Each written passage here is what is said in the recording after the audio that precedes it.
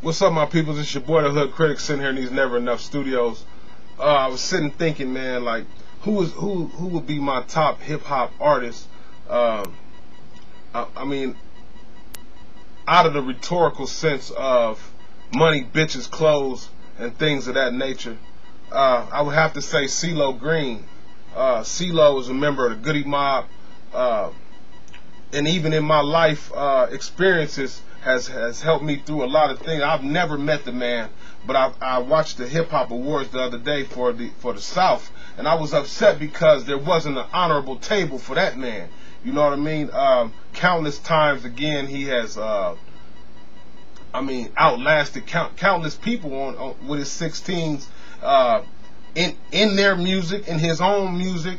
I mean, if you just go through the Goody Mob albums and listen to just his lyrics, you know what I mean? They were inspiring, they were touching, they were real. They were. It was kind of biblical, you know what I mean, or canonical, if you want to say that too. I heard a couple of his songs, and it kind of deterred me from a lot of the things that I was doing in Los Angeles, in South Central Los Angeles. You know what I mean? And I depicted it a lot as to be the truth, as opposed to what I was seeing in the streets. You know what I mean? And after a while, he went a little disco on us. But Cee-Lo, man, I have to tell you, man, I've even said a few of his raps at one of my boys' funerals. The funeral off the Soul Food album. If you go back and listen to that song, I mean, the man's lyrics, man, can drive a nation. I would call him like our age X-Clan. If anybody know who X-Clan was, they was like a civil rights group, African, pro-African, but he was the same way, but in another way. I mean, there was a lot of knowledge in his music, and I'm talking about him like he's not here any longer.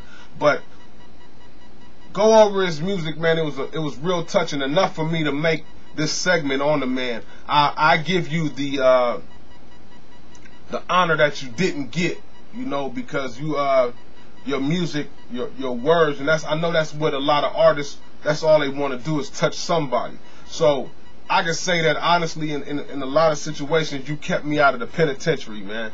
You know what I mean? In just listening to what you had to say in your music. If I had to think of a cold one, I would say, I woke up this morning with the same frustration from situations like these. I got a call about some work from one of them temporary agencies. No high school diploma or any college degree. I can't enlist, but they'll draft me if there's a war overseas. I can go on and on. Oh, the funeral was, as he lays in his final resting place, he has such a peaceful expression on his face.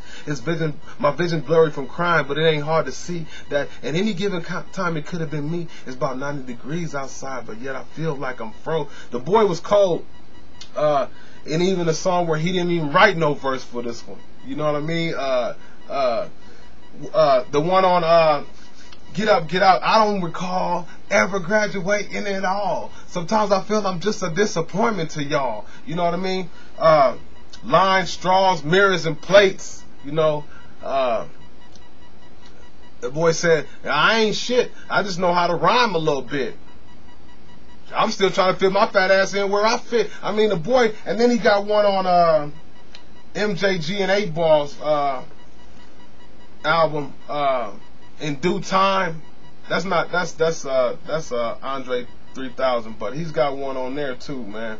That's outrageous. CEE-LOGREEN, man, big up to you from me and my staff, man, out here in Vegas. If you ever, you know, yeah, I wouldn't mind, yeah. And I followed it and I put it into my music, and to me it's iconic, Marvin Gaye-ish, your music, you know what I mean? And I commend you on that. The South didn't pick you up like they supposed to, so I'm gonna give it to you. And I'm a West dude. I'm from the West, you know what I mean? By way of Memphis, you know what I mean?